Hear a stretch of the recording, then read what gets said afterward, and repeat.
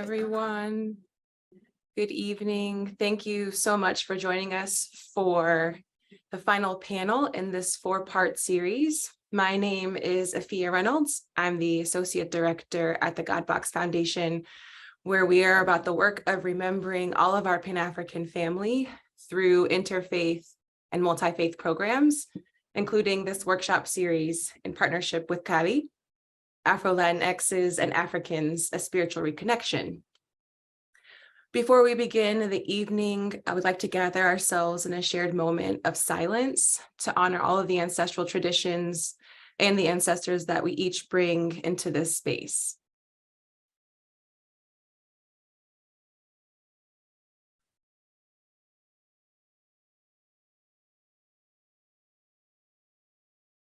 Thank you. We give thanks. Thank you for sharing your evening with us. Next, I'm going to pass it to our moderator, Bianca, who will introduce herself and our guests for this evening. Afia, thank you so much. It is my pleasure to be back with this group for the final workshop. My name is Bianca Velez. I am the Director of Communications at the Caribbean Cultural Center African Diaspora Institute, which we like to call CCCADI for short. The CCCADI is dedicated to advancing cultural equity and racial and social justice for African descendant communities through arts and culture, as many of you may be familiar with already. And so on behalf of the organization, it is our pleasure to be partnering with God Box to bring this final session in this 4-part series. This is the beginning of a long journey, although this is the culminating session. And tonight, we are going to be joined by some fantastic panelists to review what we've learned so far in these 4 workshops. How do we move forward? What does reconciliation on the continent of Africa look like for African descendants in the Pan-African community outside of the continent? And the purpose of this program is not only to allow for members of the diaspora to return to Africa, but also to establish an investment in the future of the continent, to establish an investment in the future of our relationship to it and to our brothers and sisters on the other side of the pond. The series, this pilgrimage that we are preparing for, taking place in July, and the time beyond it, are our investment in the Pan-African family. I would like to introduce our panelists for the evening, and we're going to hear from them shortly. The first is Jesus Chucho Garcia, coming to us from Venezuela. He is an established researcher on topics relating to the African diasporic identity. He is the founder of the Miguel Acosta Sagnes Center of Afro-American Studies at the Central University of Venezuela. For a decade, in 2008 to 2018, Chucho led the Venezuela diplomatic mission in Angola, Mali, and New Orleans, and is currently serving as the general coordinator of the Afro-America Foundation and the African diaspora in Venezuela. We'll be hearing from Chucho in just a moment. Also joining us this evening, all the way from Ghana, is Rabbi Kohen, an artist, community leader, educator, and currently the head of mission at the Bereshith Hashuva mission. Both a rabbi and a priest in the Levitical priesthood, Rabbi Kohen has a long history of serving on boards pertaining to Pan-Africanism, spirituality, reparations, and Ghanaian national development. Rabbi Kohen currently serves as the executive director of Panifest. Through this and countless other globally recognized leadership positions and accomplishments, Rabbi Kohen seeks to establish the truth about the history of Africa and the experience of its people using the vehicle of arts, culture, education, and community empowerment. Rabbi Kohen, thank you for being with us, and we'll be hearing from you in just a short moment as well. Thank you very much. Last, but certainly not least, is Manuela Arciniegas, primarily based out of New York, but today she is joining us from St. Croix, where she is at a conference on Caribbean studies. She is a cultural organizer, a musician, a funder organizer, and the executive director of the Communities for Just Schools Fund. She's also the founder and director of the all-women's Afro-Caribbean drum troupe, Legacy Women. Her work is focused on the power building and healing that comes through Afro-Caribbean religious music. She's a staple member of the CCCADI community, both a former board member and staff member of the organization. And she's also a member of the musical group Alma Moyo. Manuela will be taking part in this year's Panifest program in Ghana, so it is a pleasure to have her here with us today. We will be hearing from Manuela shortly as well. Before we kick off tonight's conversation, I want to bring Afia back onto the screen, who's going to contextualize what we have learned in the past 3 workshops, what we've been talking about, where we are in this current moment, and then we'll kick off tonight's conversation. Great. Thank you, Bianca. So as she mentioned, I'll take just a moment to remind us of our progression through this series. Starting back in December, we began our journey by centering our collective memory on the fact that African history did not begin with the great fracture caused by the trafficking of stolen Africans and what most folks know as the transatlantic slave trade. And we traced pieces of memories and culture in order to track the African retentions that moved with people as they migrated out of the African continent into other parts of the world. In panel 2, back in February, we were looking at an era wherein Afro-Indigenous identities were shifting as the global slave trade continued. We touched on specific examples like the roots of horchata and opened up discussions about the importance of naming 2 existing truths that can sometimes seem difficult to hold. That something as deeply rooted in Mexican culture like horchata can also be deeply rooted in West African culture of another people, another place. Panel 3 brought us closer to the present day. We had a really engaging discussion that left lots of folks thinking about the role of national identity, how it can complicate these attempts to understand ourselves in unified ways. Our guests on the panel really pressed us to consider which, if any, identity markers we are willing to give up in exchange for a more global sense of belonging to and with one another. And now on this evening, we're at panel 4. And though it isn't the end of our discussion or deliberative work, we'll be culminating the Zoom portion of this program with tonight's discussion. And we'll look at the future in order to consider our Pan-African futures together, most especially how vital it is for the Afro-Latinx community to participate in the creation of this Pan-African future. So to start us off, we're going to play a short video clip that Alma Moyo, a group to which Manuela, one of our panelists, belongs to and leads. This video clip was submitted to Panifest as part of their launch project this past month, and it helps to open up a conversation across contexts. So let's get ready to watch this short clip together.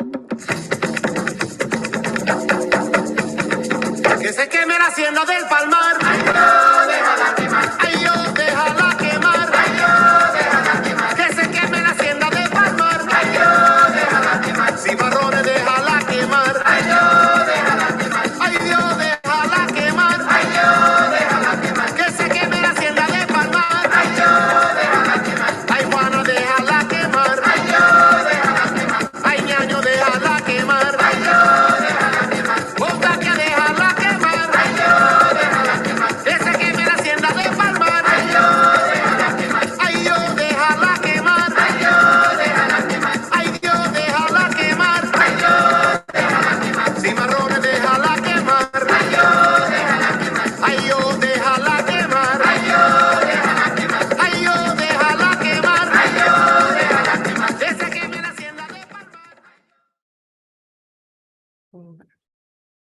Yes, applause. Thank you, Lorena. Everyone, drop your virtual applause to our tech team who's holding it down behind the scenes so that we can have these screen shares like this. So one of the reasons we wanted to start with this video is because it gives us a real life example of a couple of things. One, it shows the way that we're bridging some things, some cultures, all about this work of reconciliation, as we'll get into later. Alma Moyo will be at PanaFest, the way that Bianca mentioned.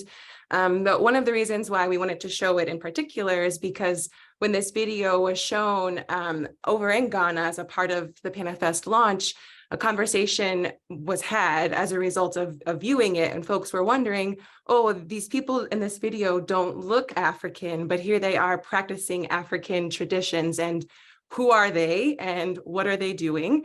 And it highlights the deep need and importance of having this kind of program. And so this exact example is what the founder of the God Box, Dr. Gilbert Kopno-Buhari, shout out to the PhDs.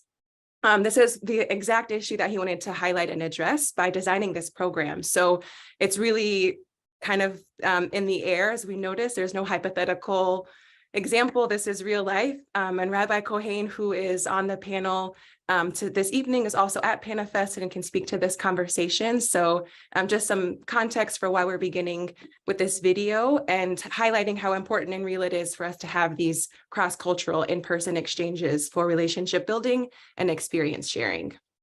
Afia, thank you so much. So let's kick off this conversation. And just a reminder to panelists that we have interpretation happening. So as you answer your questions, let's just be mindful that some folks will be listening on the interpretation channel.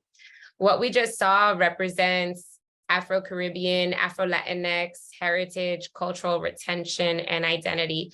So I'd like to start the discussion with a question to you, Rabbi Kohen. Oftentimes when we on this side are talking about Afro-Latinx identity and Afro-Caribbean identity, it is from the lens of folks who are living that experience on this side. So as we center reconciliation between the Pan-African family on this side of the diaspora and the family that is living the experience on the continent, and in the spirit of building that relationship and that connection, can you speak to the importance of understanding the importance on our side to understand the perspective from Ghana on what it means to them to understand Afro-Latinx or Afro-Caribbean identities? How does that fit, and how does that strike in terms of the cultural and social spaces that are happening over there that we will be experiencing when we take something like a spiritual pilgrimage that we're going on in July? Thank you very much for that opening question. Let me first acknowledge the spirit of the eternal source of the universe and our ancestors for this session this evening.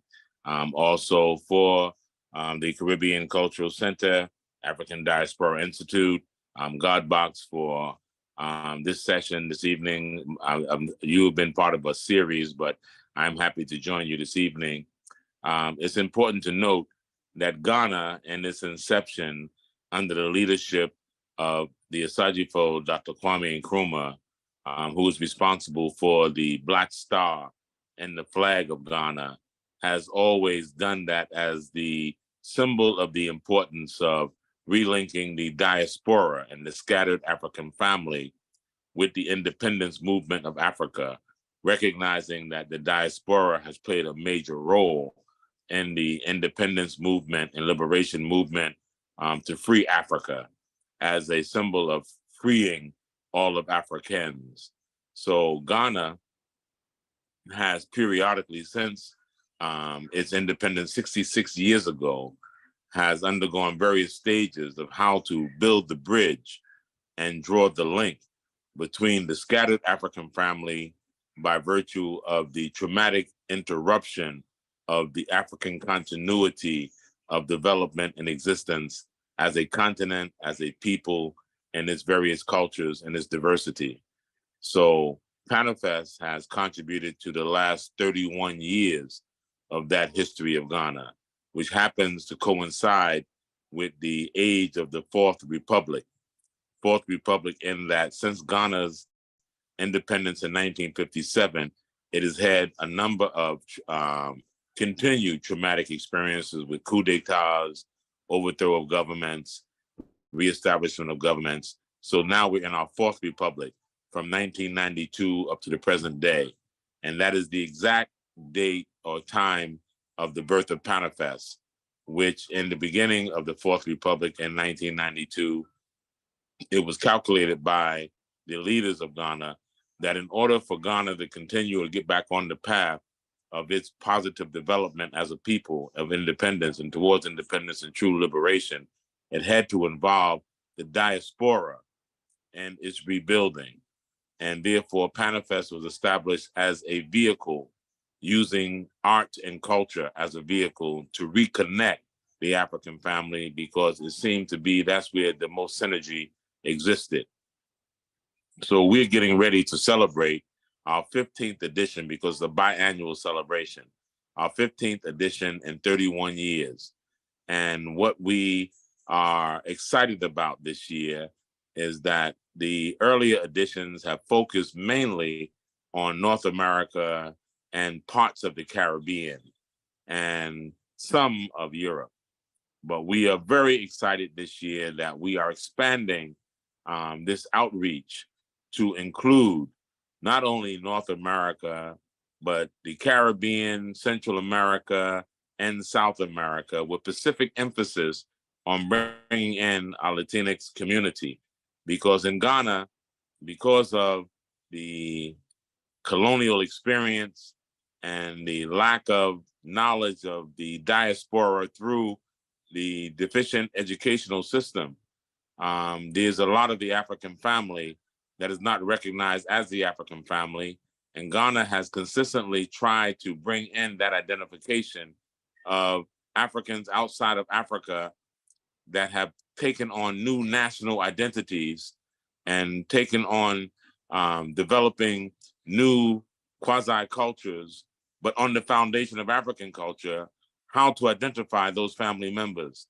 And that's why Panifest this year has taken up as its theme, reclaiming the African family as the first portion of the theme. And what that means is we are now looking to identify all members of the African family and to have Africa claim that scattered family and not as aliens and not as foreigners. And letting us know that those of us who have identified with Mother Africa, that Mother Africa identifies with us.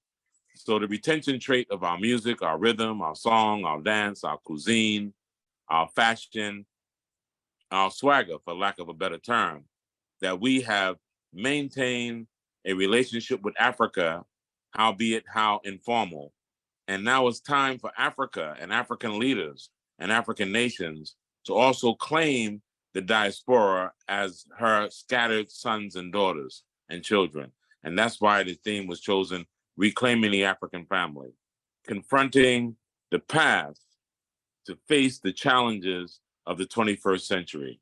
In other words, we must look at the past and all that has taken place in our history as a people to take the strength of the resilience of our ancestors who have fought to maintain their identity into the 21st century to finish the mission and the unfinished task.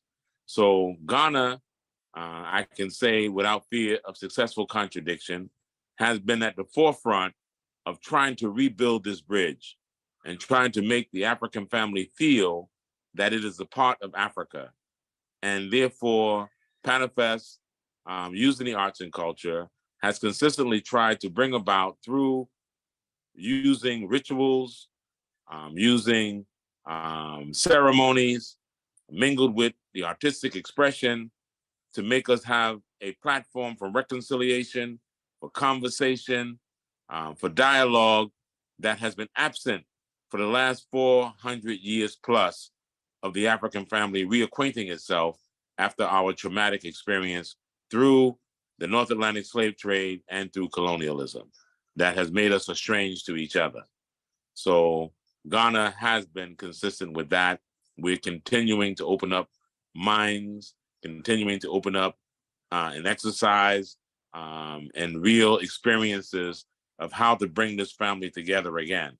Because all throughout the continent, these new identities that have taken place have estranged ourselves. When we say African American, when we say Caribbean, Jamaican, Trinidadian, Panamanian, Puerto Rican, Brazilian, the grassroots people think that they're separate people because of the absence of the teaching of history.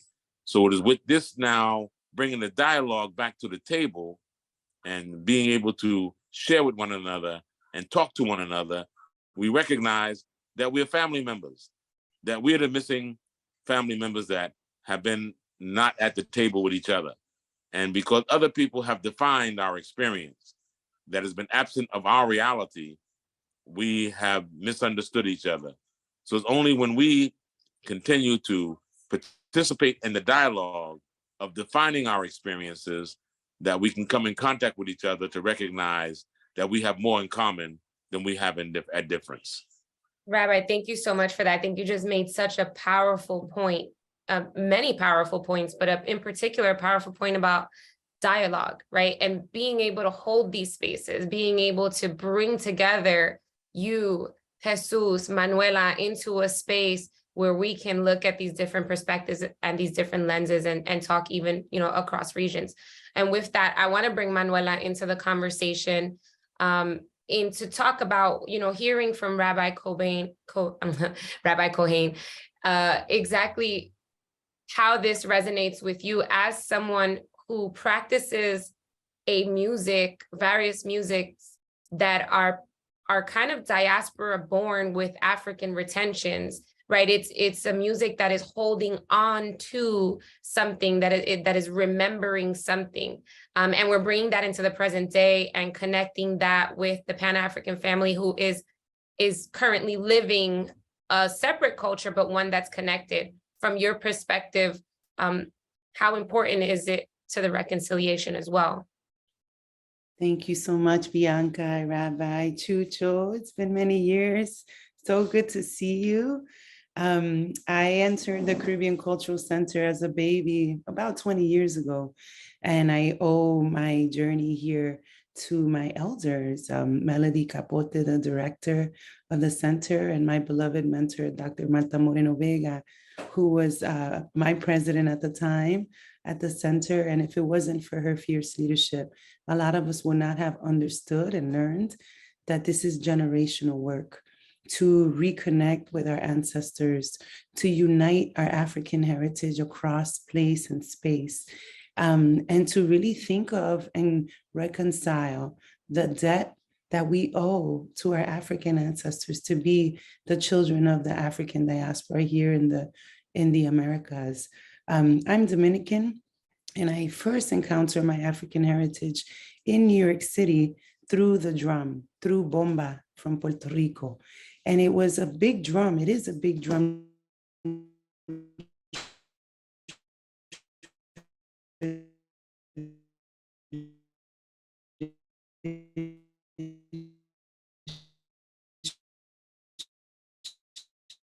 Manuela, we're losing you just a bit. I think there's a little bit of a lag. So let's just give it a pause for a second. We had an African Family Union.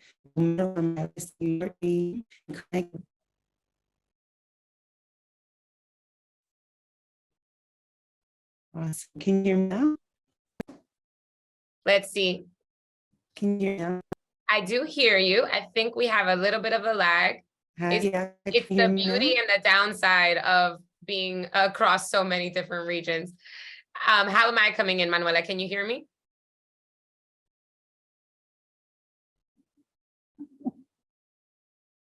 Yeah, you're crystal clear. So it might be possible if I shut my video for a second to see if that helps. I think it's helping. Yeah, so if you could just share with us again, I think we lost you right when you started talking about bomba and the big and the power, the size and the power of the drum. So if we could just pick it right back up there. Sure. And so we just had a reunion last night with the Bambula drummers here from St. Croix and St. Thomas. They also play their drum tradition. There's a lot of similarities between the dance. It was really, really very powerful. And so I'm just so grateful that our culture really is the key. It is through exchange and relationship that we re-encounter ourselves in our long, multi-generational project of Black liberation in the Americas, in Africa. I mean, I think for me, a lot of what Rabbi just said is really important. So I'm very excited to go on a spiritual pilgrimage to Ghana.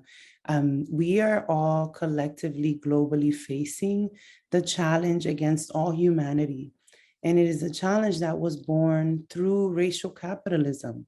It was born through the process of colonization. And so whereas we here in the Americas have been miseducated, often to think about ourselves as individuals with individual rights, the power of our African traditions is an orientation to a healthy and sustainable relationship between people and planet. And that requires us to think of ourselves as collectively, to honor nature, to honor the land, to think about the bounty that is generated through our hard work, through owning our own land, through farming, through mutual aid, through collectivist values, as the saving grace for who we are as a people today and what will construct the future that we need. Really, the things that we're going through right now, we're at the crossroads and we must choose.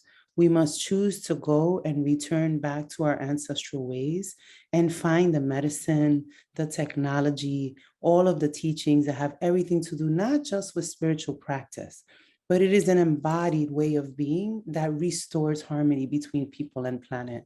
And that is the way that our ancestors, African ancestors, indigenous ancestors, have left us this knowledge. And for many of us who've been dispersed across the diaspora, who do not know how to connect and talk with our ancestors, who do not know that principles of science, of healing, of good government, of astrology, of you name it, healthy psychological, social, emotional development exists in our African and indigenous cultures, this is the moment to reconnect with them, to reclaim them. And that is the power of a pilgrimage back to Ghana, because really it's about relearning, remembering. That's the word, Bambula means to remember. These are the words of our Congolese ancestors who were named our Bomba rhythms with power words. And we learned this through our elder Tata Fukiao, Dr. Wunseki Fukiao from the Congo, who saw the Bomba, learned about the rhythms and helped us understand these are Congolese words and they're keys that unlock a different way of understanding. The Sika rhythm, stand up, rise up. Bambula, remember.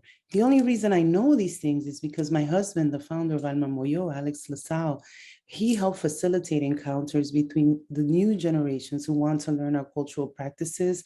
And as we start to understand and rediscover ourselves, our ancestors, a multi-generational effort for Black liberation that's where we start to learn that these keys actually live in the dance. They live in the drum rhythms, they live in the names. And so we're practicing freedom when we play our music. And we're reaching for something a little bit beyond what we can see, because we are not living in a free, embodied, liberated season for Black people across the world right now. But it is there. It is our birthright. And so through cultural practice, we reach, we practice, we embody it. And then we can unite, bring people together and do the hard work, the collective work of actually getting ourselves free. There's a lot to overcome. The political moves we've seen from Governor Ron DeSantis and others who want to eradicate the historical accuracy and in the schools and the universities, there's a lot that is at stake in terms of our ability to know and understand and educate ourselves on how to pave the path to liberation. So we must take it upon ourselves. We cannot leave it only to the teachers in the schools. There's a lot against them. They're being forced to not speak and teach these things. So we have to take it upon ourselves at the family level and the cultural grassroots institutions through the arts, the truth telling of the artists.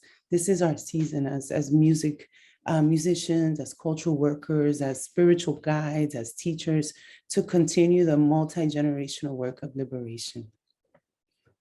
Manuela, that was so powerful, and something so specific that I want to lift up is the way in which you mentioned that there is really systemic effort happening against the community, right? And it's from the lens that you just mentioned, a US lens of that systemic effort. But we know that this is not just a US problem, right? We know that the systemic oppression of the African diaspora and of Black people across the globe is happening, right? So we heard from Rabbi Cohen, who also is with us still, but he will be leaving a little bit early. So just a note for all of our participants. He's in Ghana, as we mentioned, so time difference is real. But we know that there have been systemic plays against our people across the globe. And with that, I want to elevate Chucho and bring him into the conversation, because he's joining us with a perspective from a lived experience within Latin America, right? So we're hearing, from Ghana, we're hearing from the US-based perspective. And now I'd like to bring Chucho into the conversation on the importance of uplifting and highlighting these connections as a form of reconciliation from the perspective that you have in Venezuela. Okay. I try for, yo voy a hablar en español. Okay.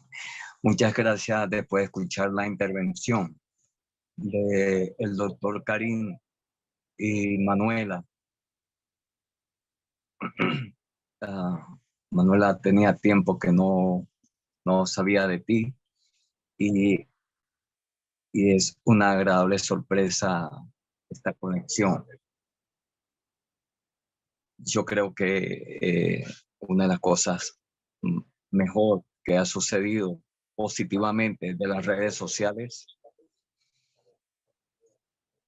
es que podamos comunicarnos espiritual y ancestralmente a través de este medio. El tema de Ghana, como decía el doctor Karim, es como un centro de intersección de África y la diáspora, ya que allí fue donde se va a concretar el primer gobierno panafricanista en la historia de la humanidad. Pero eso tuvo que pasar por la experiencia del doctor Kwame Nkrumah, cuando estudió en Estados Unidos. Pudo conocer la obra de William Du Bois, la conexión con George Palmore del Caribe, y eso le fue permitiendo hacer una conexión diaspórica.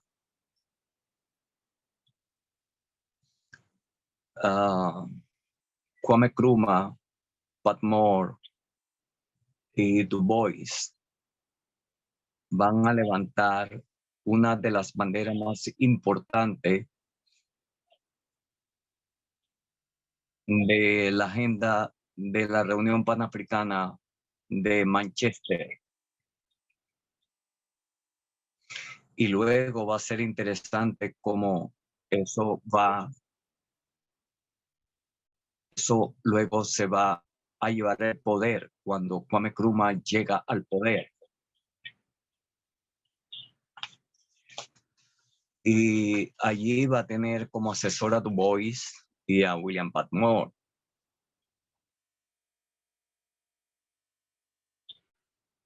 Entonces estamos teniendo una vinculación de África y la diáspora.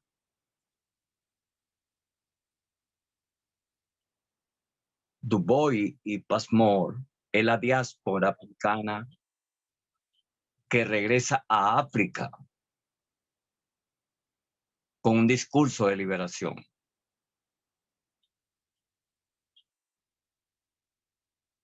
Y como decía Manuela, también en una lucha anticolonial y antiimperialista también. Pero el imperialismo, como el diablo, nunca duerme. Es como el diablo. El imperialismo es como el diablo, nunca duerme. Entonces van a provocar un golpe de Estado contra Kwame Nkrumah hace aproximadamente 57 años. No obstante, eso no apagó el fuego, no apagó el fuego del panamericanismo, del panafricanismo. No lo paró. Hemos visto que la reconexión diaspórica es importante destacar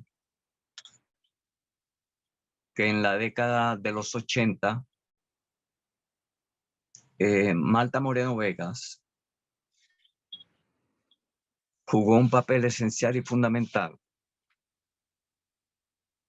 para hacer una reconexión de la espiritualidad a través de los encuentros mundiales de los Orisha.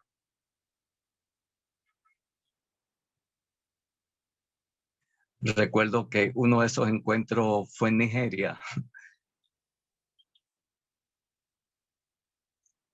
Y los periódicos en Nigeria acusaron a Malta Moreno de ser de entrometerse en los problemas religiosos. Y sin embargo, Malta tuvo toda la resistencia para continuar con su rescate espiritual.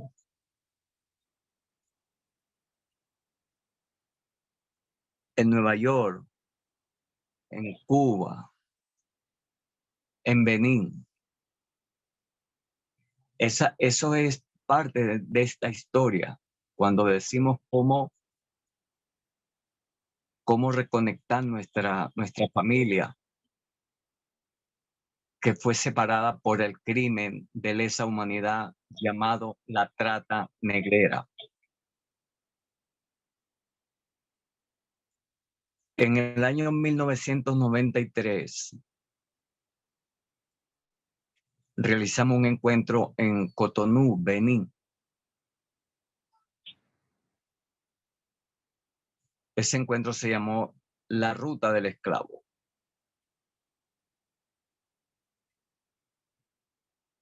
También allí hicimos una gran discusión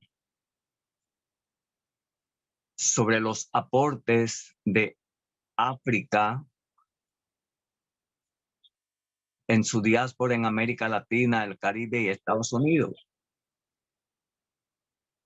Pero también estudiamos la diáspora del retorno. Esa diáspora de retorno fue una diáspora también espiritual cuando, por ejemplo, en Brasil y en Cuba abolieron la esclavitud en el año 1888, Brasil, y 1886 en Cuba. Muchos esclavizados Yorubá, Arará, compraron su pasaje para retornar a África. Entonces vemos cómo estas líneas se van cruzando desde la reconstrucción espiritual, teniendo su más alta expresión en el planteamiento político del panafricanismo. yo creo que podemos recordar la discusión que se sostuvo en Estados Unidos entre Marcus Garvey y William Du Bois. Marcus Garvey tenía el planteamiento del retorno a África.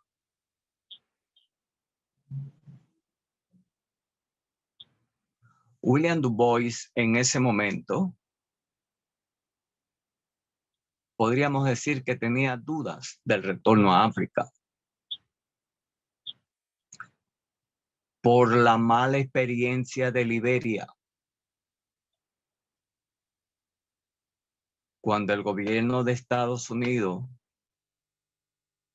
deportó muchos africanos y van a crear el estado de Liberia. Fue una actitud hipócrita. Pero fue Du Bois quien regresó a África para apoyar políticamente a Kwame Nkrumah.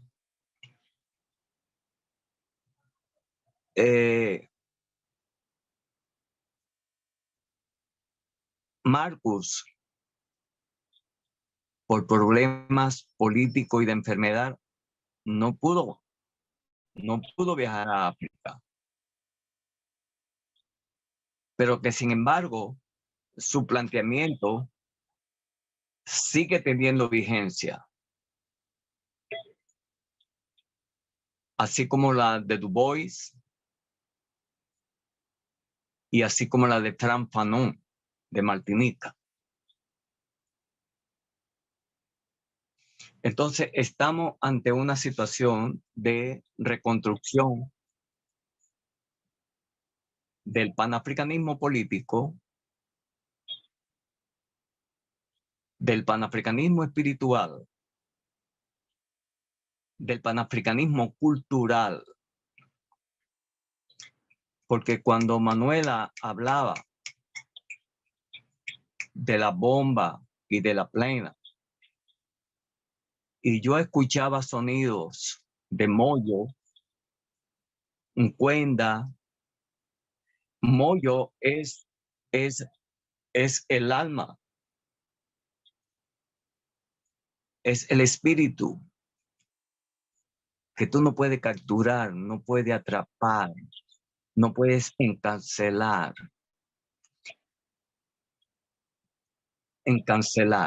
en DJ. Y cuando tú dices cuenda, es el camino de la libertad. Entonces pienso que todo este esfuerzo, este diálogo que estamos haciendo, nos lleva a ese replanteamiento. No debemos olvidar que en el año 2004, en Senegal, el ex presidente Ouattara convocó a una reunión de intelectuales, académicos, activistas de África y la diáspora.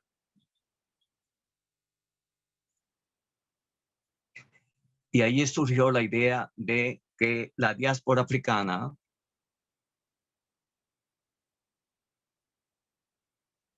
fuese la sexta región de África.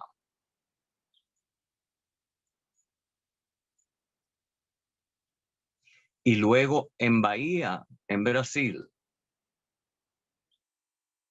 2 años después, se va a reafirmar la propuesta de la diáspora africana como la sexta región de África. Yo sí puedo. Y hoy, en la Unión Africana, en Etiopía, está el proyecto de la diáspora africana como la sexta región de África.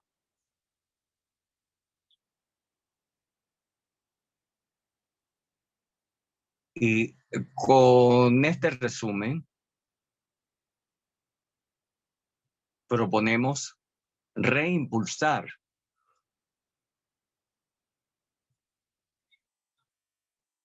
enriquecer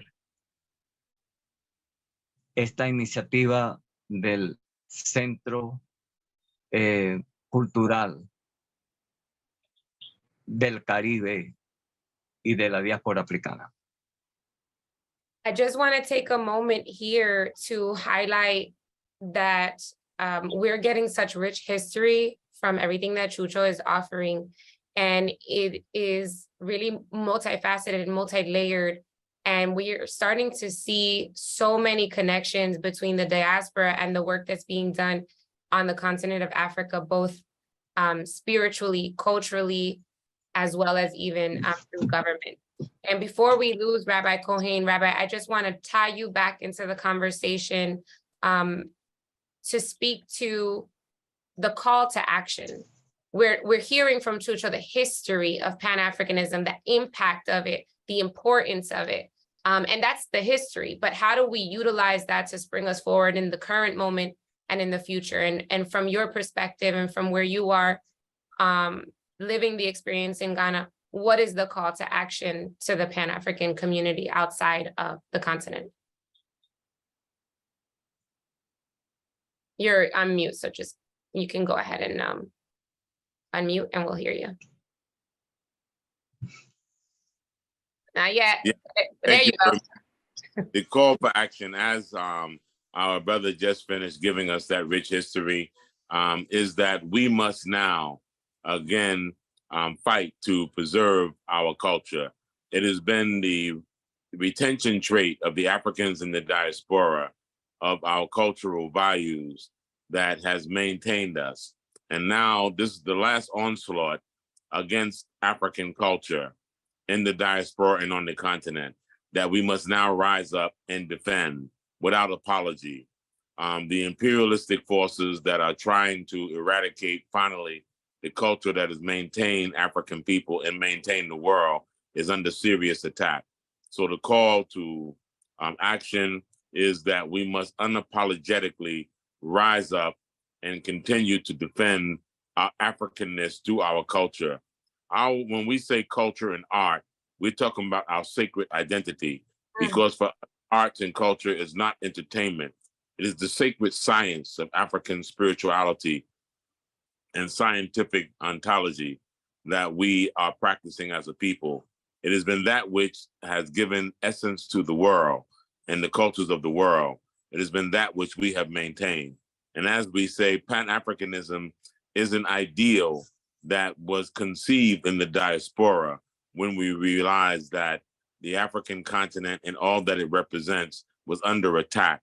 So the scattered sons and daughters of Mother Africa realized after the Berlin Conference in 1884, something must be done to raise up a defense and a voice for Africa, which emerged in the diaspora with certain personalities, such as the Sylvester Williams, such as the George Padmores, such as the W.E.B. Du Bois, and such as the great names and personalities that have been forgotten, and that caught fire in the personality of Asajifo, Dr. Kwame Nkrumah, who took the torch from the diaspora back to Africa and to help light that torch. And we must understand the history so we continue in the continuity of what we're fighting for and what we're fighting with.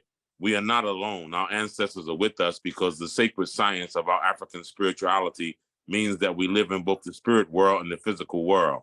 And so we must elevate the spirituality of the African sciences to be at our defense and be at our disposal, to be able to be in the last leg of this war, because it's in the essence of our African spirituality that we are empowered and that we work with the forces of all of our ancestors. So when we talk about music and dance and all the other expressions that we call culture, it is not entertainment. It is our spiritual sacred sciences that are at play. And that has been what has maintained us in the diaspora. It has actually healed the world. And so when we come to Mother Africa, whether it's to Panifest or any other sacred invitation, let's know that we're on a sacred mission. We're not coming in to be entertained. We are coming to have a spiritual congregation of African peoples from all over the world we are galvanizing our power and our strength to put up this great defense of who it is that we are as African people, to defend our culture, which has defended us throughout the years and helped to define us. And that's what this manifest is dedicated to. And that's why I repeat again that we are reclaiming the African family, so that the African family can reclaim and feel proud that they are not isolated in the diaspora, not disenfranchised from Mother Africa, and the umbilical cord that has been cut, we're being reunited. So let's take that strength of unity, take that strength of consciousness, take that confidence in who it is that we are as a people, and let us go forward in the last leg of this battle to be who it is that we are and create the world that we want to imagine from our own ethics, from our own standards, from our own values. When the millions of Africans were taken from this continent and drawn from the bowels of this continent, the worlds that we live in today in the Western Hemisphere were called the New World. We created those new worlds in the image of somebody else's imagination, even though we made great contributions to make sure the African presence was there. Now let's take that strength. Let's take the experience that we have and create another new world, which is Mother Africa, after our own image, after our own likeness, after our own imagination, based on the values and the traditions that have maintained us for millenniums. So that's the words that I have to speak to us in my closing, moments of having to leave you, unfortunately, because the conversation is so rich. I don't even understand the technically Spanish, but the words were so rich from our brother that I understood exactly what he was saying because I plugged into the spirit of what he was saying. So as if I had an interpreter, he was plugged into the interpreter. Rabbi, thank you so much for those closing remarks. And it has been a pleasure to share space with you today. And we hope that this is not the last and that there's many more to come as we continue the work and the conversations much needed. Thank you very much as well. And keep on with the work that you're doing. Let's build Africa. Long live Mother Africa. Up, you mighty people. You can accomplish what you will. That's right. I want to loop Manuela into the conversation as both Rabbi Cohen and Chucho touched upon spirituality, right? And we're hearing from Chucho, we're hearing historically how the CCCADI founder, Dr. Marta Moreno Vega, gets attacked in Africa when she's working on building these bridges and highlighting African-based spirituality. And we're also hearing from Rabbi Cohen the importance of spirituality as we imagine and reimagine what Afrofuturism might look like, right? So Manuela, speak on that.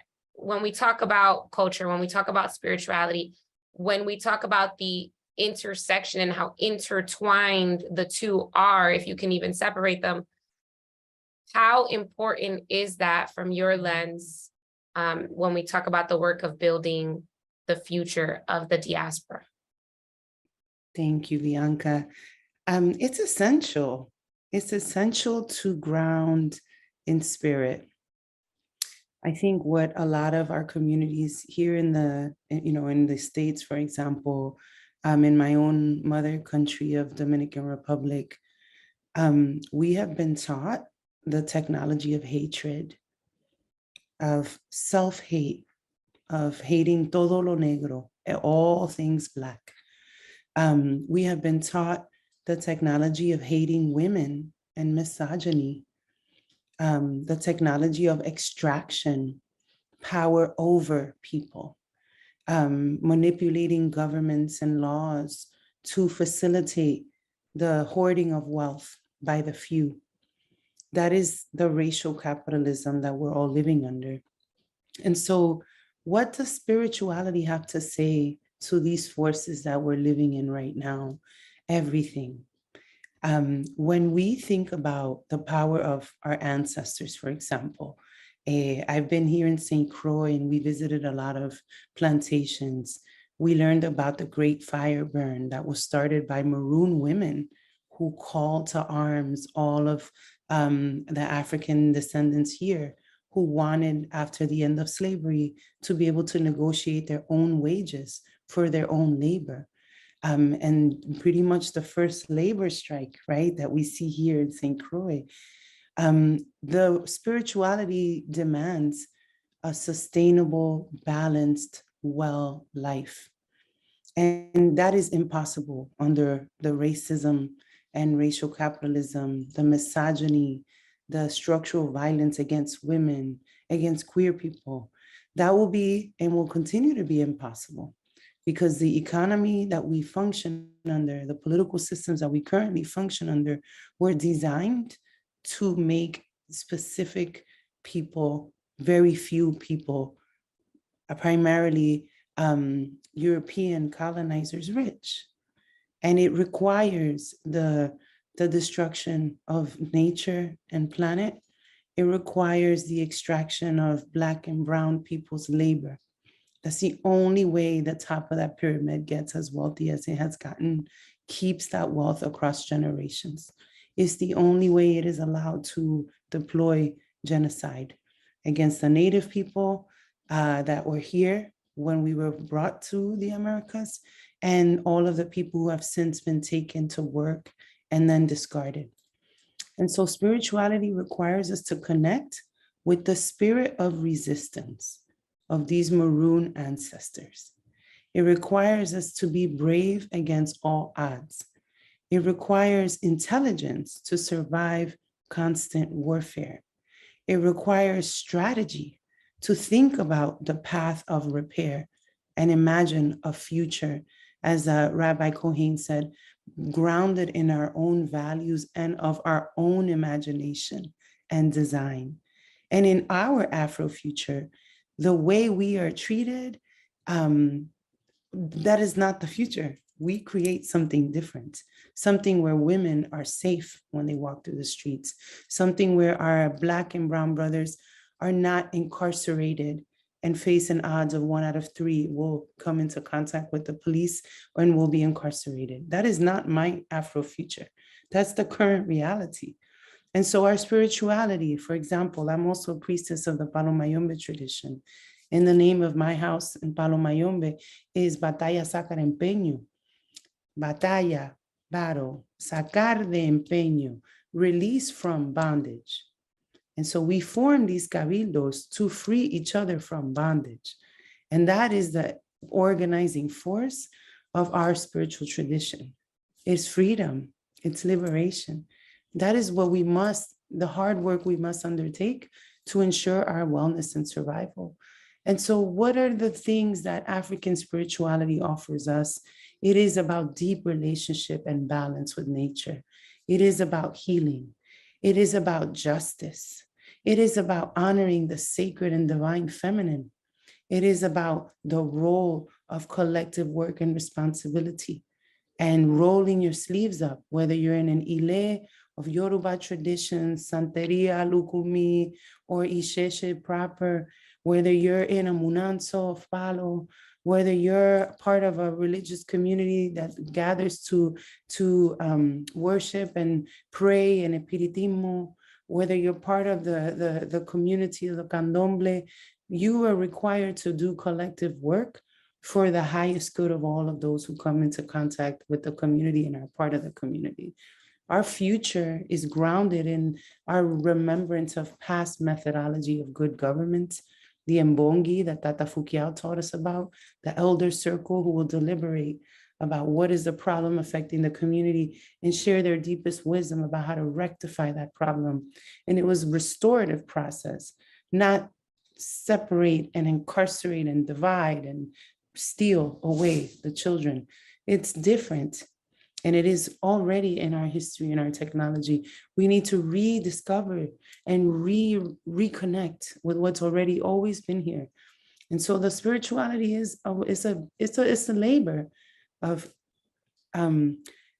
stripping away the individualistic and orienting towards a multi-generational project, a collectivist project, where the individual does matter, the sacred essence, the sanctity of the person, our personal ori, our personal destiny, and how that destiny interacts and contributes to the collective goodness of community. That's our work. And, you know, I would say very humbly as a child of the diaspora, sometimes we're not getting it right. It's difficult. We are pulled by the attraction of this world and these ways, which ultimately is a hunger that will never be satisfied. We will not be able to buy enough things, eat enough things, use enough things, connect to enough social media, anything to be well. That will not be our wellness. It has to be different. It has to be transformed and deployed in new ways. And so for me, that's my excitement about Ghana and about the lifelong journey of finding who I am, who my ancestors were, who my people were in many of these African indigenous belief systems, and bringing us together for the collective healing and repair that must happen, because we have endured traumatic generational trauma. But to create something anew is the fundamental question. What is our abolitionist future? And what does that look like? And how will we get there? And take that power back, right? And continue to do the work and labor like Marta, like Chucho, like my elders, continue as the young people, Bianca and those of us here, understanding and learning and studying and leaning on our elders, and also bringing new questions to them to continue this multi-generational project of our own liberation. Yes, yes, yes, Manuela. And as we start to do this work or continue to do this work, and we are in the present moment building what the future is, Chucho, I want to bring you into the conversation from the lens of the Afro-Latino community within Latin America, that the Afro community within Venezuela. What would you say is the level of importance of that community also reconnecting to the continent of Africa? You know, what does the work look like in Latin America? We know that there's a common thread across the entire diaspora, but we also know that each region is facing kind of these different threats, these different circumstances, these different social spaces. What does the work look like in Venezuela for the Afro-descendant community to build what is a new future? Okay. Gracias, Bianca. La experiencia de la relación entre África y Venezuela es que antes de la llegada de Chávez al poder, solo teníamos relaciones con 3 países de África.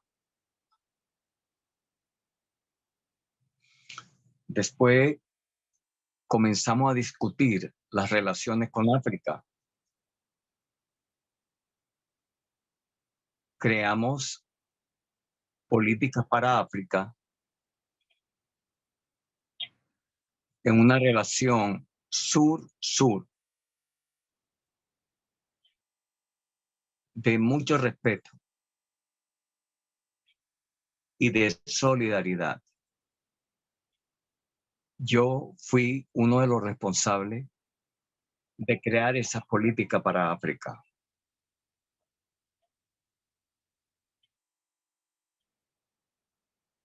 Establecimos relaciones con todos los países de África. En mi tiempo que tuve como embajador en Angola, Zambia, Sao Tomé, Mali y Burkina Faso, establecimos convenios muy importantes de formación para los jóvenes, mujeres y hombres.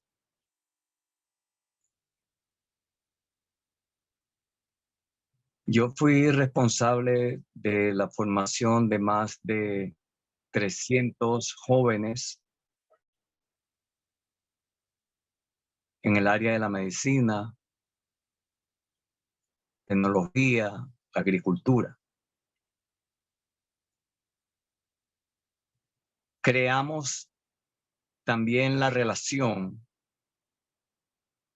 la cumbre África, América del Sur, porque discutimos en 3 cumbres internacionales que nosotros, ambos continentes, que sufrimos la trata de esclavos, que sufrimos el colonialismo en carne propia,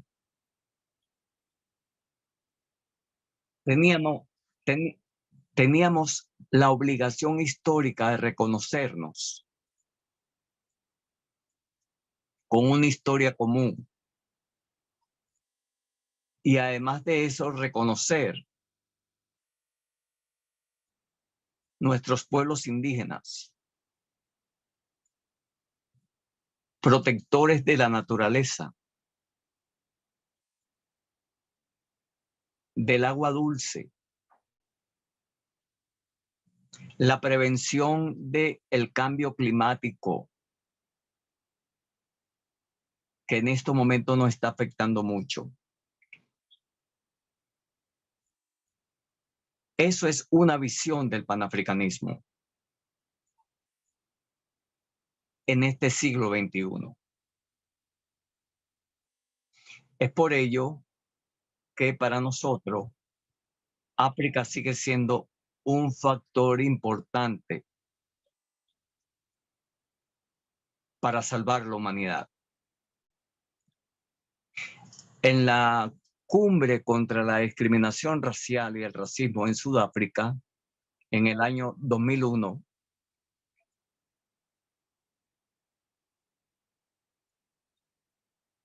planteamos el tema de las reparaciones. Y seguimos planteando el tema de las reparaciones. Occidente tiene que pagar el crimen de la trata y del asesinato que ha seguido cometiendo a través de la historia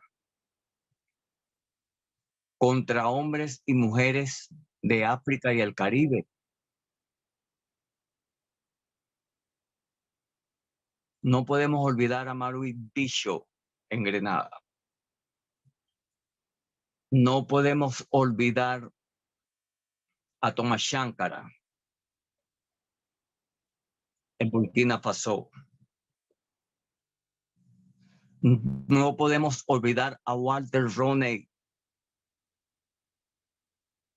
Tampoco podemos olvidar a Milcar Cabral. Esas eran las inteligencias con mucha profundidad para salvar nuestros mundos, nuestros continentes. Entonces tenemos que hablar de esa otra relación. E insistimos que Occidente tiene que reparar el daño.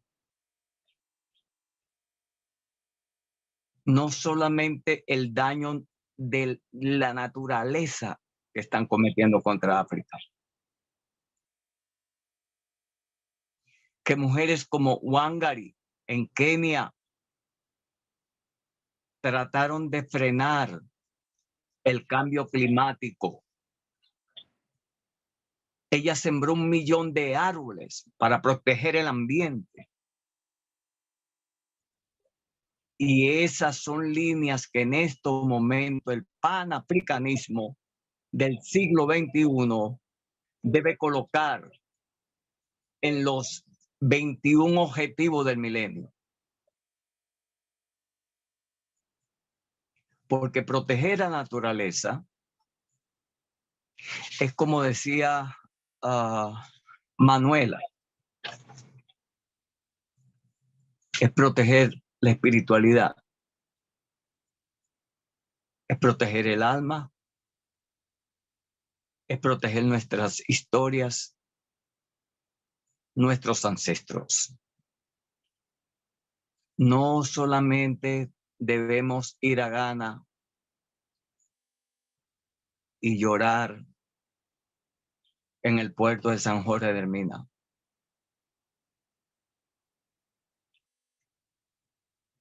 Tenemos que luchar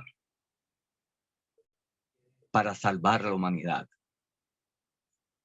Y precisamente donde nació la humanidad, que es el vientre de África.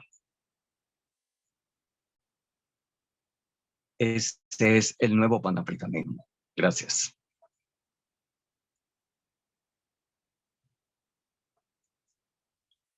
Very strong, very, very strong. There's so much to unpack. I just want to uplift that what Chucho just shared, he modeled behavior for us, naming the movers and the culture bearers and the culture warriors. He modeled knowing our story, and he modeled utilizing that to shape what our future looks like.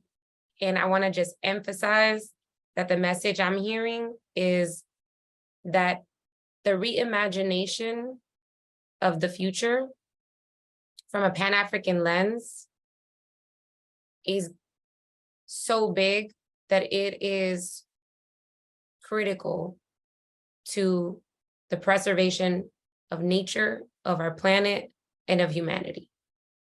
And I want to uplift that. I want to bring in Afia into the conversation as well, who is going to pose a question to our panelists. Yes, thank you. Thank you both, Chucho and Manuela. Chucho, you also modeled how to speak at a respectable pace for the interpreters. So thank you also for modeling for folks who are participating as well. It's really beautiful to listen to you speak in that way as also. There were pieces of what you lifted up, Chucho, and you, Manuela, also. I almost went into Spanish. That had me thinking about our motto at the God Box, which is the universal and our particular. And we focus on that because we find it's important. Well, from my perspective, I'll tell you why I think we focus on that. So to find a way to ebb and flow between particular contexts, like Chucho, what you explained in Venezuela, and these other pieces of the realities in other countries, and even our own individual experience, Manuela, that you lifted up, like our own ori, our own essence is important in this. And then there's a need to ebb and flow into the universal reality, which is a much more collective experience. And we all know that while we can be targeted, or our cultures can be targeted because of their Africanness, we know that everyone is suffering under this hammer, even if they don't identify or know themselves to be a part of the Pan-African family or African descendancy.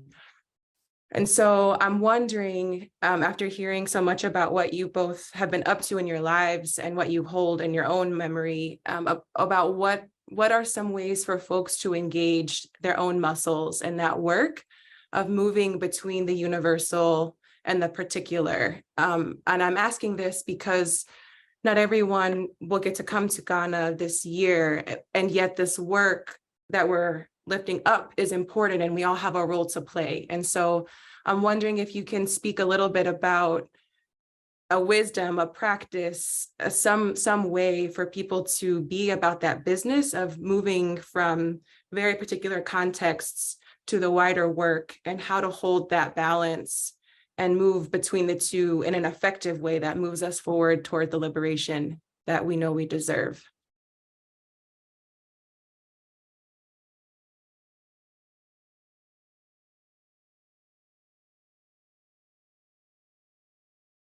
Manuela, I'll ask you to jump in since we just heard from Chucho on that one.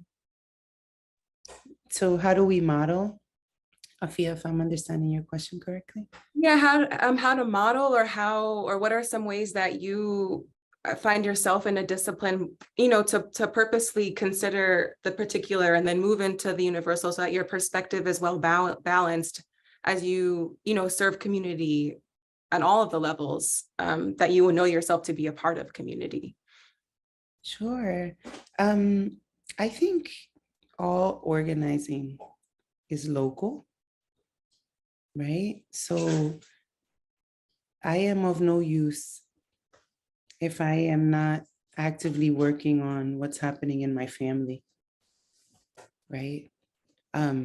If I don't have a commitment to a personal practice of self-improvement, education, spiritual balancing. And then from there, the needs are so profound and expansive that you don't have to look very far to see an opportunity to repair, to see an opportunity for healing.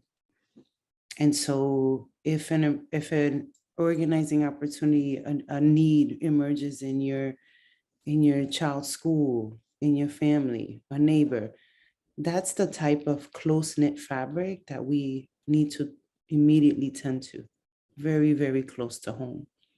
Because in the close, organized communities, those of us who have the ability and the access or the privilege to move between very, very grassroots to very, very grass tops levels, that'll be grounded in a real lived experience, in a particular perspective that is about real people's lives. And it'll also be grounded in a community that keeps you accountable, a community that is in regular conversation and relationship to their dreams and what does repair and freedom look and feel like. And so for artists, for example, or cultural workers, that's the community of musicians and the people we play with and teach and collaborate with. For spiritual healers, that's the godchildren and the elders in our iles and munamsos, right? Depending on your work, for me, part of my other work is philanthropy. And so those are the communities of the organizations that we partner with and serve.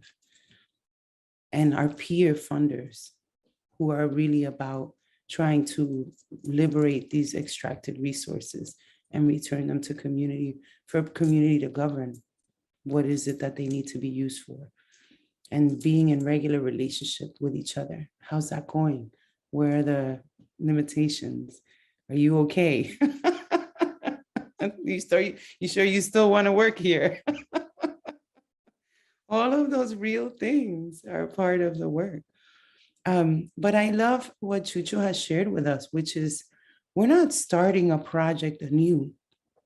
There's a long legacy of brilliant minds who throughout the generations and centuries have already been thinking about this future present project of freedom and Black liberation and Pan-Africanism. And so the opportunity to go to those books, to those elders, and look for the knowledge that is already here and to learn and educate ourselves so that when we come to Ghana, we're not coming as if we came to be saviors or we're suddenly starting something new. There's already active living work of people who've been fighting for liberation and Pan-Africanism for a long time. How do we play our part from where we are, from who our relationships are, from the communities we're accountable to, from our spiritual traditions, so that we can contribute to the highest good of that multi-generational project? And so I think it's about listening, Afia, in terms of what is the practice. Listen respectfully, follow the people in the place that it is theirs, and share humbly, from an open heart space, be rigorous and disciplined around our own education. Also, create meaningful connection and relationships. We're humans, and our people really do love to be together, love to learn from each other, love to connect. And so live into that beautiful part of what it means to be a human.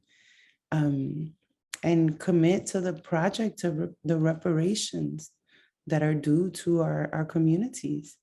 We must commit to the work of reparations. There was a time when, at least on the philanthropic side, organizations said, we want to work on reparations, and philanthropy would laugh. That's impossible. Like they said, so many things were impossible. And we've seen in real time in the last 5 years, from surviving a global pandemic, from the closing of contracts with police and schools, we've seen things that were said to be impossible come to pass. Like our people did that. Organizing does that. And so we get to pick the train we want to get on and contribute. So.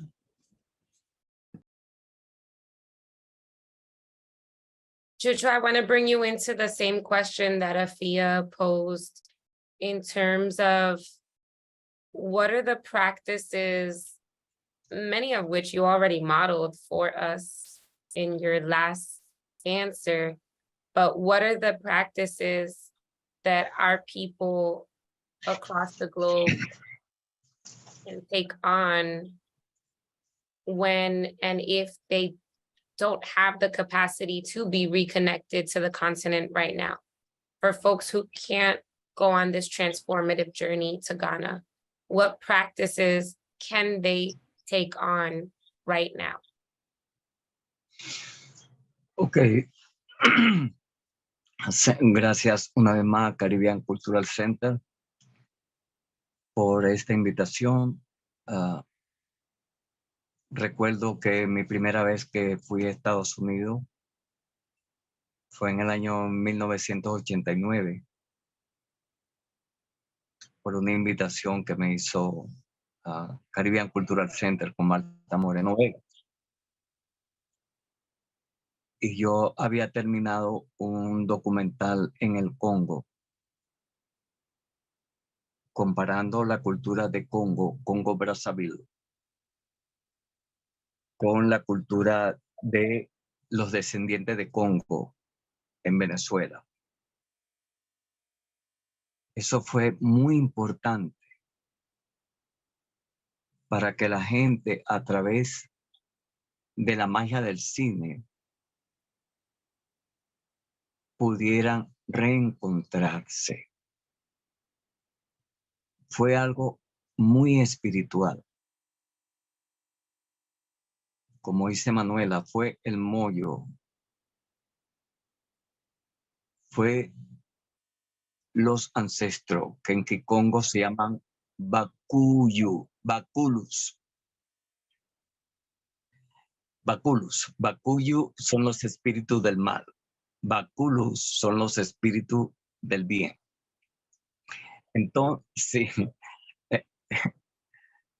Sí, entonces Malta había preparado allí en Caribbean Cultural Center, hicimos discusión en el Schomberg Center, yo recuerdo, en el Schomberg Center, en Harlem, ¿no? Y hablamos mucho de los cuentos. Marta llevó ahora, no sé si el nombre era Pedrito, de Cuba, y fue interesante. Entonces, una de las primeras metas que estamos haciendo en este momento en Venezuela es cambiar el currículum educativo. En este momento estamos dictando en el sistema educativo venezolano el componente de la diáspora africana. Eso es vital. La clave está en la educación, pero no en la educación a nivel de maestría, doctorado. No, es un currículum que comienza con educación inicial, educación básica y educación secundaria. Es la clave para reunir la diáspora africana. La otra política tiene que ser directamente, no solo con los estados que intervengan,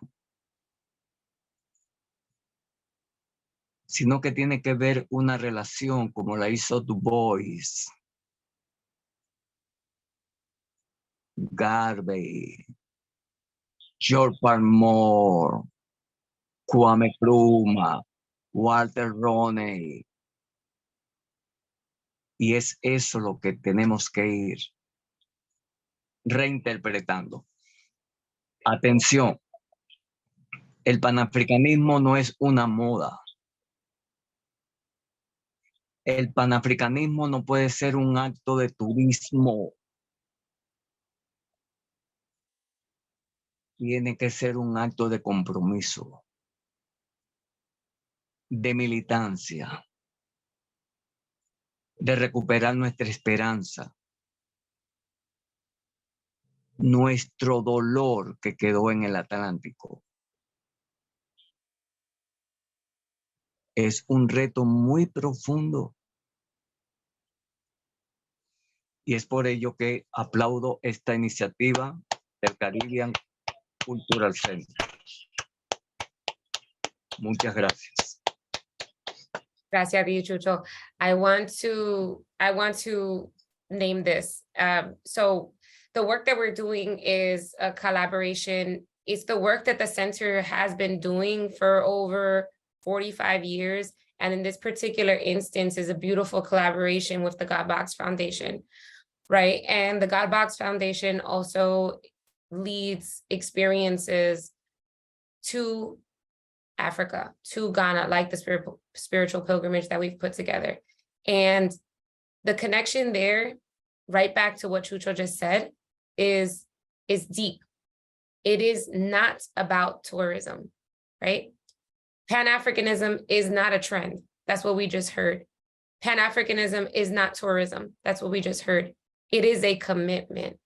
And so I know that the work on behalf of the center is a commitment of over 45 years to this community and to this work and to uplifting our African ancestry, our diaspora, the traditions that have been retained that maybe don't look exactly the same as when they initially made their way over to this side of the pond, but that they've been retained, they've been reclaimed, they've been held onto despite systemic oppression and corporal oppression.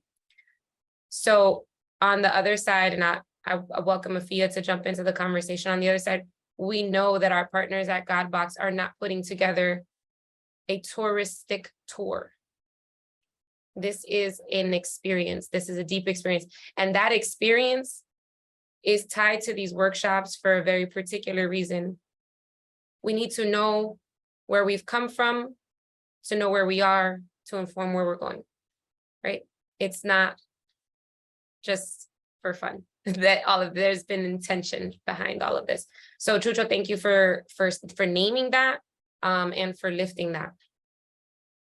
Yeah, and just to go a little bit deeper on that, yeah, I think what's important to note and what I'm hearing and what you offer, Chucho, is that there's an element of rigor that's really key for moving forward in this work. And to Bianca's point, our work at the God Box, which consists of the God Box Foundation and the God Box Tours, is all about that rigor and finding ways to create as many opportunities for engagement so that folks understand all of the things you have lifted up, that you don't need to be in Ghana in order to do this work, to be Pan-African, and yet these kinds of experiences, these pilgrimage experiences, and we use pilgrimage for a particular reason, right?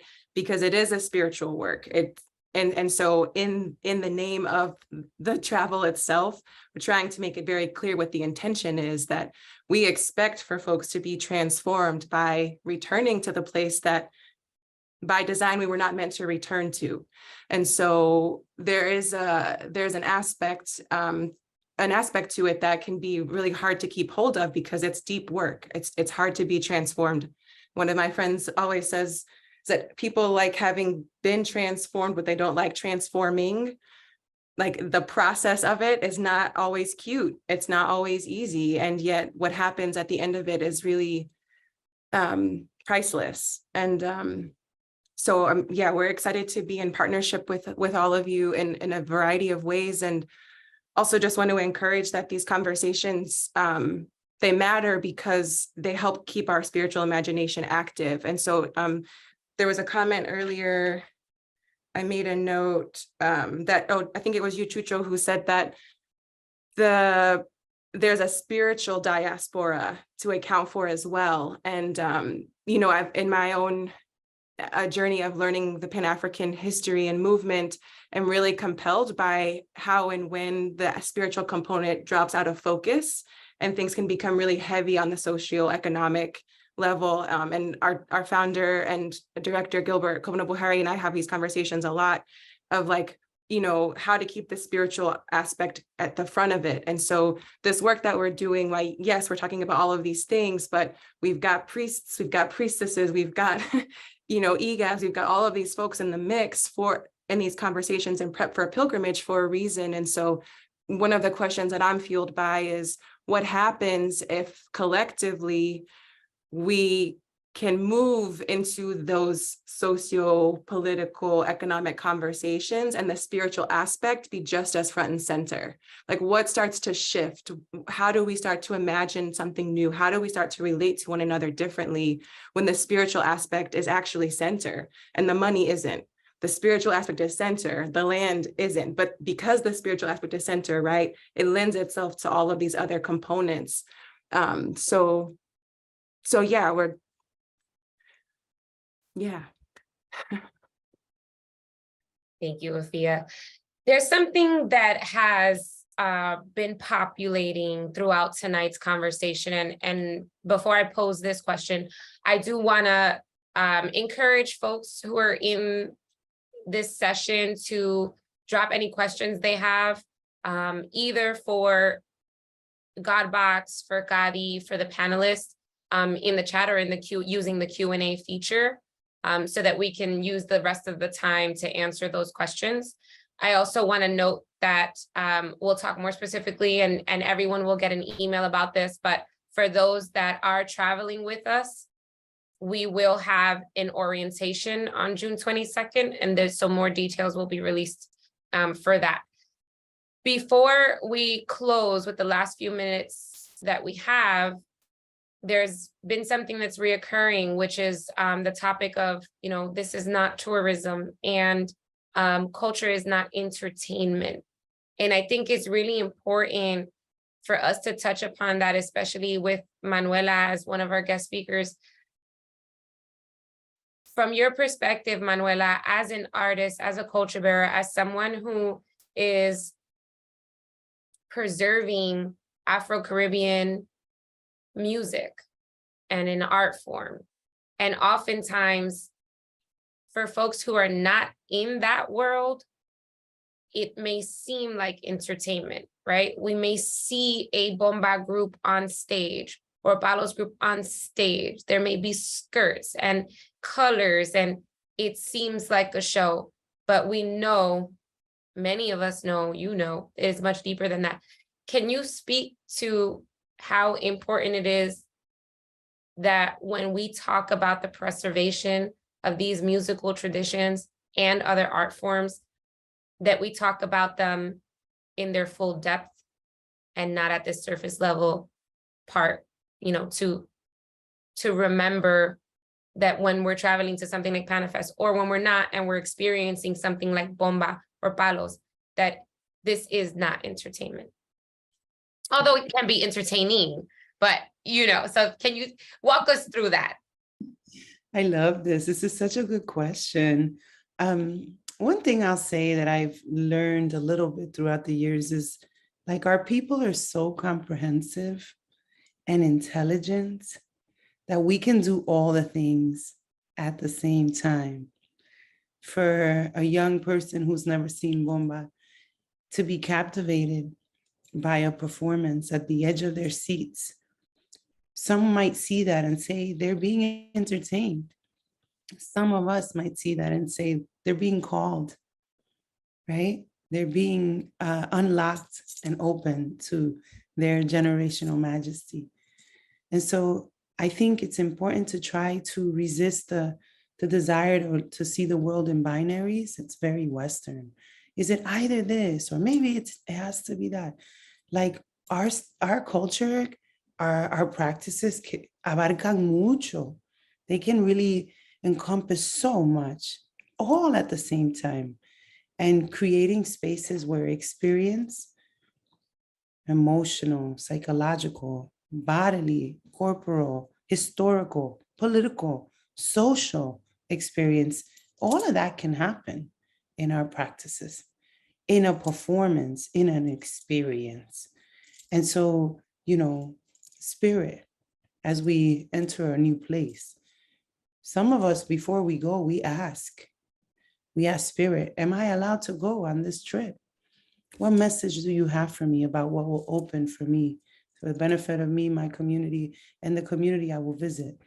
How should I comport myself before I get there? And so there might be things that another human will tell me, and spirit sent them to tell me how to orient. There might be things that the Orisha, the Nkisi, deity will instruct me to hold as I enter.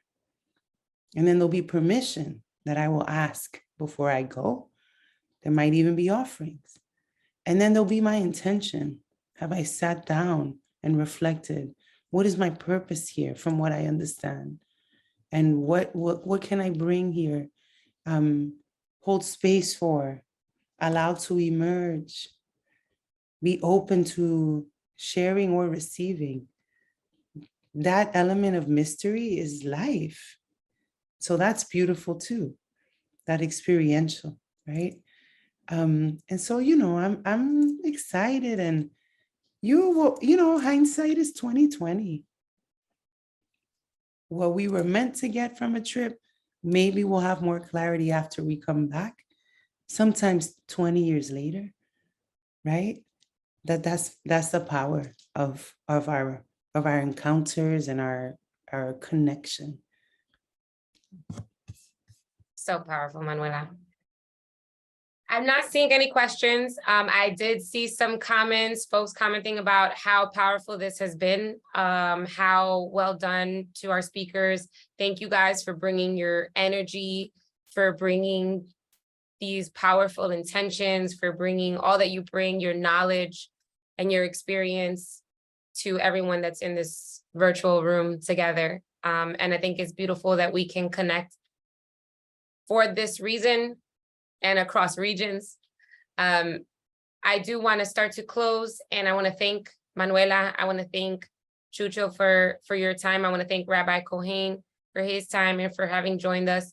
I want to remind folks that although this is the 4th workshop and this culminates the workshop series that we put together in preparation for the spiritual pilgrimage to Ghana, we have not reached our final destination on this journey. This actually is just the beginning of what should be a long journey. These initiatives are part of CCCADI's vision, set by our amazing executive director, our fearless leader, Melody Capote, of taking our community on a journey throughout the diaspora, on a journey back to the motherland, back to the continent. And this journey will continue. This journey is a long journey. Even after we do the spiritual pilgrimage to Ghana in July, it still continues. And so while we're very excited to head over to Ghana in July, we are excited for those that are confirmed. And we want to also remind folks that if you're not confirmed yet, but you feel called to this transformative experience, it is not too late. Our partners at Godbox can absolutely walk you through the process. They are there for any questions. You can contact them. If you're just not even sure, just open the conversation. Just open the conversation. Talk to them about your interest, talk to them about your intention, and see where that will lead you. There is nothing to lose in just finding out if you haven't already. And it may be still feasible to join us in July. So we definitely encourage that. And Afia is one of the members of GodBox who can help you through that process. And can I add just a small bit to that, Bianca, still in the theme of spiritual imagination? I hope that folks will consider whether or not this is possible from that perspective, because there is this reality of the symbol of money, and we all have different relationships to it. And as I mentioned, and as Manuela, you kind of hinted at this too, that the lessons we glean from these kinds of experiences can last us for years and years to come. And so I hope that folks will consider that their own journey is worth the price of this, but that you will consider it possible from a perspective that's beyond the dollar amount, as we find that that's oftentimes the thing that keeps folks from feeling like they can ask us questions or consider themselves in Ghana, but to just really put it at a different part of your mind, to see yourself there from a spiritual angle. And whether you can come this year or not, we're here to answer your questions. The link for the tourist team is in, I'm sorry, the email and the link both are in the chat. So please do consider both options. We imagine a place where there's true remembering, like all of us are membered back together there. And so we are already imagining you with us. And we hope that you see yourself with us as well. And that y'all can support Manuela, who will be representing over there in the Panifest program. And we're very excited about that. And it's just a beautiful moment for our community to come together. An orientation date is set for those that will be traveling. That orientation date is June 22nd, at the same time that we've been having these workshops from 6:30 to 8:30, and we'll be emailing all of those details. I want to thank everybody on the call, everybody behind the scenes for putting this together. I also want to name Sabine Blazin, our director of programs, who's been, just the powerhouse behind the work that it takes to put the series together. Lorenia, who has also been a powerhouse behind the work, and Mario Carrion for running the behind the scenes. Thank you to our interpreters, Natalia and Jeanette. And of course, once again, thank you to our panelists, Manuela, Jesus Chucho Garcia, and Rabbi Cohen. Thank you all for joining us, and have a great evening. Thank you all.